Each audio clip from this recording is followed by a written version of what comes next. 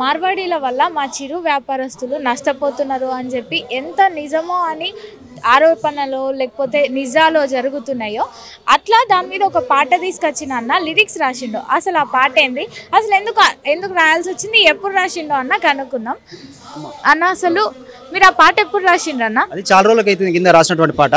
అదేంటంటే మార్వాడి ఉద్యమం అనేది మార్వాడి గోబ్యాక్ అంటే మార్వాడి వ్యాపారాల గోబ్యాక్ అనే ఉద్యమం చాపకింద నీరులాగా చాలా సంవత్సరాల నుంచి ఉంది. గత 10 సంవత్సరాల నుంచి ఉంది. తెలంగాణ వచ్చి నుంచి కూడా ఉంది ఉద్యమం. బట్ ఇప్పుడు అందరికీ అర్థమైంది. ఎందుకంటే ప్రతి ఊర్లో అంటే బయలుగాడి పోని ఊరికి మార్వాడి పోయి వ్యాపారం చేస్తున్నాడు. అంటే మన సంపదను దోచుకుపోతున్నాడు కాబట్టి పాట రాయాల్సి వచ్చింది. పాట రాయడంతో పాటు ప్రజలను కూడా చైతన్యం చేశాం. తెలంగాణ ప్రాంతంలో ఉన్నటువంటి అన్ని కులాలని సబ్బండ వర్గాలని అందరినీ చైతన్యం చేశాం. ఇప్పుడు మార్వాడి గోబ్యాక్ కాదు, మార్వాడి వస్తువులు గోబ్యాక్. అంటే మన వ్యాపారం మనం చేసుకోవాలి, మన సొంత నిర్ణయాలతో మనం బతకాలి, మన తెలంగాణలో అభివృద్ధి సాధించాలనేది మా అభిప్రాయం. మీరు రాసిన లిరిక్స్ మాకు ఒక్కసారి ఎక్స్ప్లెయిన్ చేయగలుగుతారా? మా ఆడియన్స్కి క్లియర్గా ఎక్స్ప్లెయిన్ చేయగలుగుతారా?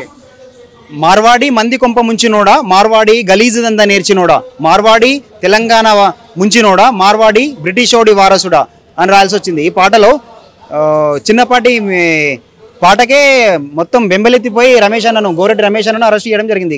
సింగర్గా అతను పాడించాం. రమేష్ అన్న గొంతు కొంచెం గంభీర్యంగా ఉంటుంది అని అతను పాడించడం జరిగింది. ఈ పాటకు అడిలిపోయి వీళ్ళంతా మా పైన ర్యాంక్ కాల్స్ చేయడము, తర్వాత డిపార్ట్మెంట్లతో హరాస్మెంట్ చేయించడం ఇట్లాంటివి చేశారు. ఇప్పుడు ఏ అరెస్ట్ చేసినా ఏది చేసినా మేము భయపడడానికి ఏం సిద్ధంగా లేము. మేమేం భయపడము. ఎందుకంటే మేము తెలంగాణ వాదులం, తెలంగాణ రక్తంలోనే ఉద్యమం ఉంది కాబట్టి ఎవరికి భయపడాల్సిన అవసరం లేదు. మాకు తెలంగాణ ప్రతి గ్రామంలో మార్వాడికి సంబంధించిన వస్తువులన్నీ బహిష్కరణ చేస్తున్నాం. మా వ్యాపారం మాకు ఉండాలి అంటే మన స్థానికులు చేస్తే వ్యాపారాల్లో కొనండి అని చెప్తున్నాం. మార్వాడి గోబ్యాక్ కాదు, మార్వాడి వస్తువులు మాత్రమే గోబ్యాక్ అని మా నినాదం. మీరు ఆల్రెడీ మా మైక్ టీవీతో మాట్లాడారు. ఒక 3 days అవుతుంది.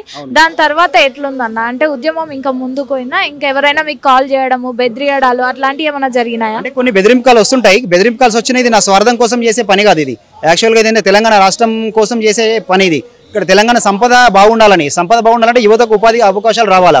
ఇప్పుడు మార్వాడీలు ప్రతి ఊర్లో ఏదైనా మొబైల్ షాప్ పెట్టినా మార్వాడి ఉంటాడు, స్వీట్ హౌస్ పెట్టినా మార్వాడి ఉంటాడు, హార్డ్వేర్ షాప్ పెట్టినా మార్వాడి ఉంటాడు. ప్రతి వ్యాపారంలో వాళ్ళు వచ్చేసి మన వ్యాపారాలని వాళ్ళు పాడు చేస్తున్నారు. ఇంకోటి ఏంటంటే వాళ్ళు అమ్మేది అంతా పూర్తిగా 2 నంబర్ మాల్ అంటే డూప్లికేట్ ఐటమ్స్ అమ్ముతున్నారు. స్క్రీన్ గార్డ్ ఉంటుంది కదా, ఫోన్ స్క్రీన్ గార్డు, అది సుమారు 10 రూపాయలకు తయారైతే వాళ్ళు మనకు 100 రూపాయలు తీసుకుంటారు.